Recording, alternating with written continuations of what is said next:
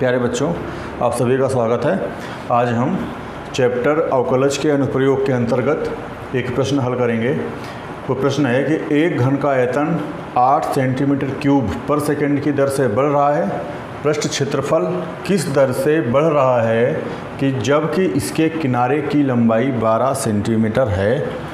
तो देखिए, इसमें घन का आयतन उसके बढ़ने की दर दी हुई है 8 सेंटीमीटर क्यूब पर सेकंड, और पूछ रहा है इसमें पृष्ठ क्षेत्रफल के बढ़ने की दर, और साथ में ये दिया हुआ है कि जो ये घन है इसके किनारे की लंबाई 12 सेंटीमीटर है। घन की लंबाई, चौड़ाई और ऊंचाई ये सब बराबर होती हैं, हमें पता है। तो इसमें हम मान लेंगे, माना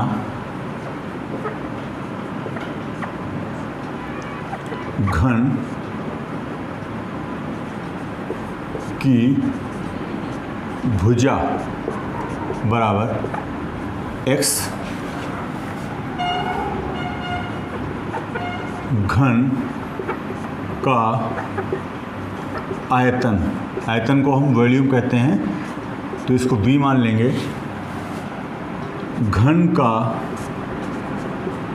पृष्ठ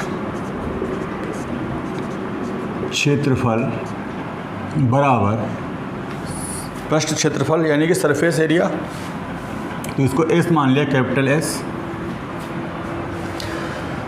यहाँ पे घन की भुजा दी हुई है, एक किनारे की लंबाई दी है, इसका मतलब घन की भुजा से है, लेकिन फिर भी हम घन की भुजा शुरू में x मानेंगे, ये ध्यान रखना है। तो ये तीन चीज़ें हमने मानी हैं, साथ में लिखेंगे दिया है। दिया क्या है? घन का आयतन 8 सेंटीमीटर क्यूब पर सेकंड की दर, ये दिया घन का आयतन, बढ़ने की दर दी हुई है 8 सेंटीमीटर क्यूब पर सेकंड की दर से। तो इसका मतलब क्या है?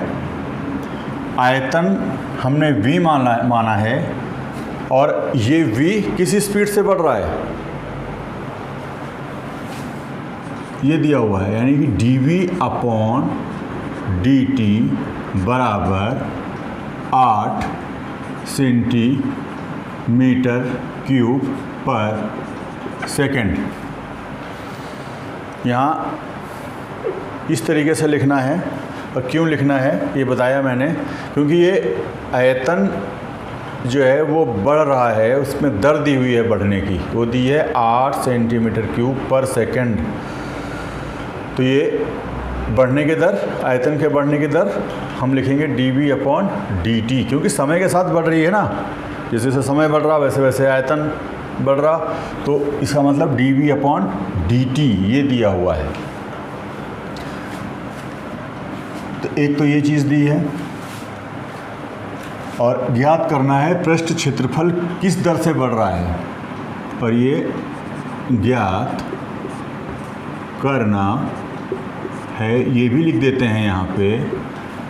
हमने पृष्ठ क्षेत्रफल इसका कैपिटल S माना है, और बढ़ने की दर ज्ञात करनी है। बढ़ने की दर जो होगी वो समय के साथ बढ़ेगा ना वो, तो इसका मतलब ds अपॉन dt ये ज्ञात करना है।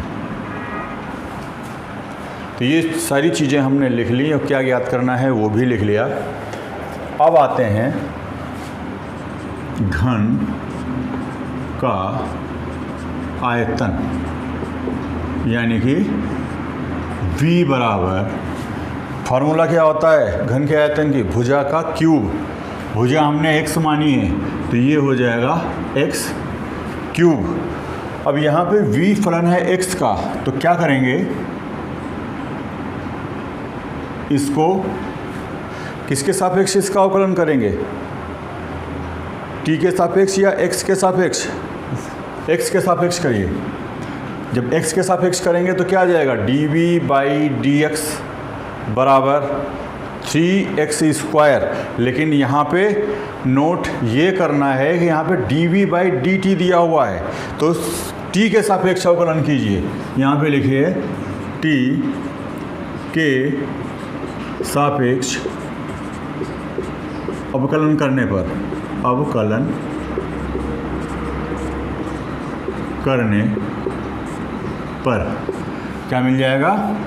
जब t के सापेक्ष करेंगे तो dv/dt मिल जाएगा, यहाँ पे 3x² मिल जाएगा, लेकिन क्योंकि हम t के सापेक्ष अवकलन कर रहे हैं तो यहाँ पे लिखना पड़ेगा इंटू डी। कितना लिखेंगे? t के सापेक्ष कर रहे हैं 3x² इंटू t के सापेक्ष जब अवकलन करेंगे तो क्या आ जाएगा? dx/dt। ये ध्यान रखना है।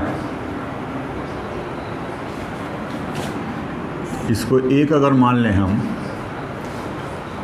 अब फिर से देखिए, घन का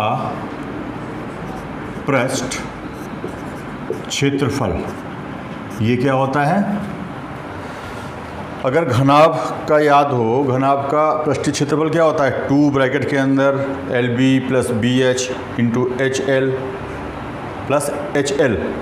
लेकिन यहाँ पे घन है तो L = B = H होगा। तो इसका मतलब घन का पृष्ठ का क्षेत्रफल जिसकी भुजा x हो क्या हो जाता है? 6x²। अब ये S है, माना है हमने, तो कैपिटल S हो जाएगा ना, S = 6x²। अब क्या करेंगे? यहाँ भी t के सापेक्ष अवकलन करने पर,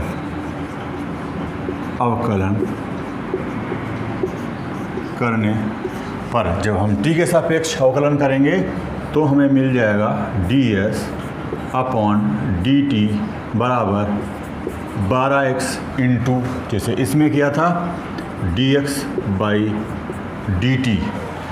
तो ds/dt का मान ये हो गया 12x इंटू dx/dt।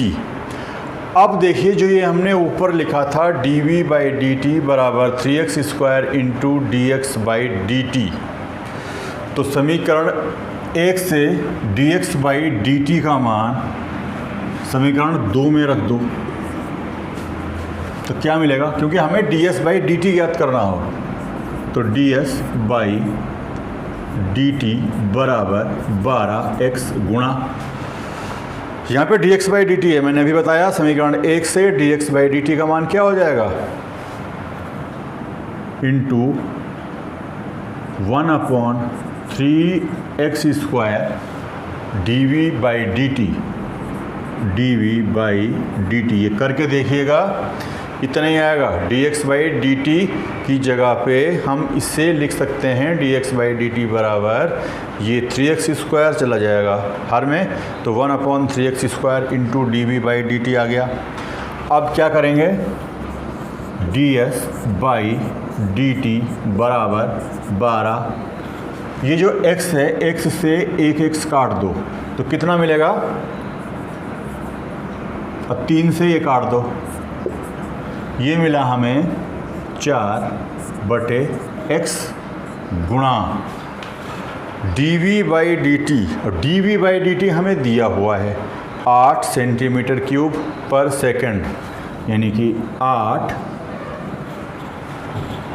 ये लिख दिया हमने dv/dt के जगह पे। अब क्या करेंगे? अब ds/dt का मान आ गया 32/x, लेकिन x का भी मान दिया हुआ है, घन की भुजा ये दी हुई है, किनारे की लंबाई 12 सेंटीमीटर है, तो क्या कर देंगे? x की जगह पे 12 रख देंगे। ds/dt बराबर 32/12, यानी 4 × 12 और 4 × 8 = 32। ये आ गया 8/3। यहाँ पे लिख देंगे जो हमने किया है कि dv/dt, चूँकि dv/dt बराबर 8 cm³/s, और यहाँ पे हमने क्या रखा था? किसका मान रखा था? dx/dt। यहाँ लिख दो, समीकरण 1 सी। ये dx/dt का मान रखा है तो ये लिख दिया हमने समीकरण 1 से, और ये 8/3। अब देखिए इसका यूनिट क्या होगा। यूनिट के लिए देखिए ये ds/dt है, ये सरफेस है, सरफेस या पृष्ठ क्षेत्रफल, इसका आयतन हो जाएगा सेंटीमीटर स्क्वायर। ds/dt है ना, s का मतलब है सरफेस से, सरफेस एरिया से, और एरिया का यूनिट होता है सेंटीमीटर स्क्वायर, क्योंकि ये सेंटीमीटर में चल रहा है, और नीचे है t का मतलब समय, तो ये क्या हो जाएगा पर सेकंड। तो ये आपका आंसर आ जाएगा। और आइए अब हम एक सवाल और करेंगे इसी का। एक गुब्बारा जो सदैव गोलाकार रहता है, इसको पढ़िए और समझिए। एक गुब्बारा जो सदैव गोलाकार रहता है का परिवर्तनशील व्यास 3/2 ब्रैकेट के अंदर 2x + 1 है, x के सापेक्ष आयतन के परिवर्तन की दर ज्ञात कीजिए। कहने का मतलब ये है, जो गुब्बारा है, गुब्बारा गोलाकार आकृति में है, गोले के जैसा है, और उसका परिवर्तनशील व्यास दिया हुआ है। परिवर्तनशील व्यास मतलब व्यास दिया हुआ, इसका मतलब इसकी त्रिज्या पता हो जाएगी, त्रिज्या उसकी चेंज होती रहती है, ये मतलब है इसका। तो x के सापेक्ष आयतन के परिवर्तन की दर ज्ञात कीजिए। तो हम लिख देंगे, माना गुब्बारे का आयतन v है तथा इसकी त्रिज्या r है। त्रिज्या हम इसकी r मान लेंगे, जैसे पहले सवाल में किया था वैसे ही इसमें करेंगे। ये व्यास दिया हुआ है, यानी कि त्रिज्या दी हुई है, लेकिन फिर भी हम इसमें त्रिज्या r मानेंगे। और ज्ञात करना है हमें, ज्ञात करना है, ज्ञात करना है आयतन के परिवर्तन की दर, किसके सापेक्ष, x के सापेक्ष। हमने गुब्बारे का आयतन v माना है, तो इसका मतलब dv/dx, ये हमें ज्ञात करना है। और एक चीज़ ये लिख लीजिए, दिया है, ये दिया है व्यास बराबर 3/2 2x + 1। तो इससे क्या मालूम हो जाएगा हमें, त्रिज्या बराबर, त्रिज्या जो होती है वो व्यास की आधी होती है, तो 3/4 हो जाएगा, 3/4 ब्रैकेट के अंदर 2x + 1। अब देखिए लिखेंगे गोले का आयतन v बराबर, गोले के आयतन का फार्मूला मालूम होना चाहिए, ये होता है 4/3 पाई r³, यानी कि v बराबर 4/3 पाई।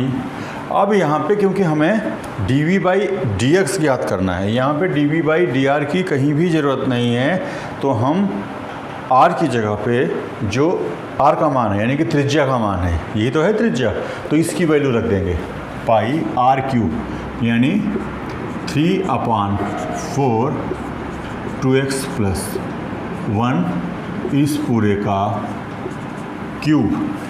तो ये हो जाएगा v बराबर 4/3 पाई गुणा 3/4 गुणा 3/4 गुणा 3/4, इसको इस तरीके से लिख लिया, और ये बन जाएगा 2x + 1 पूरे का क्यूब।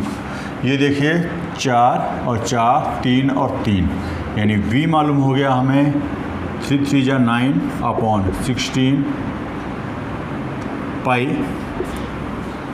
और यहाँ भी आ जाएगा 2x प्लस 1 की पावर 3। अब हम v मालूम हो गया, देखिए v x में आ गया। अब x के सापेक्ष अवकलन कर देंगे हम इसका, x के सापेक्ष अवकलन करने पर जब x के सापेक्ष अवकलन करेंगे तो क्या मालूम हो जाएगा हमें, dv/dx यानी कि आयतन के परिवर्तन की दर x के सापेक्ष बराबर 9/16। ये तो कांस्टेंट है, हम x के सापेक्ष अवकलन कर रहे हैं तो क्या हो जाएगा, लगा देंगे फार्मूला, ये बन जाएगा 3 × 2x + 1 की पावर 2। लेकिन यहाँ पे x ना होके x की जगह पे 2x + 1 है, तो फिर से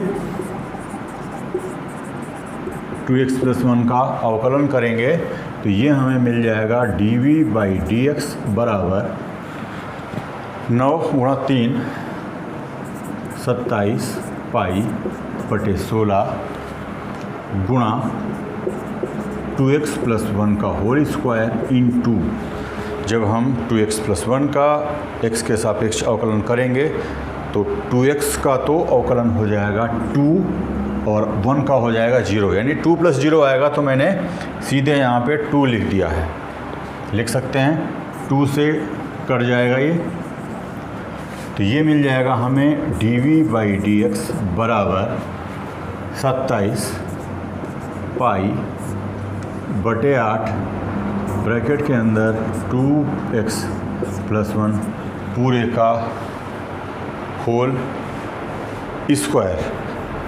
तो ये dv/dx है, यानी कि आयतन के परिवर्तन की दर x के सापेक्ष।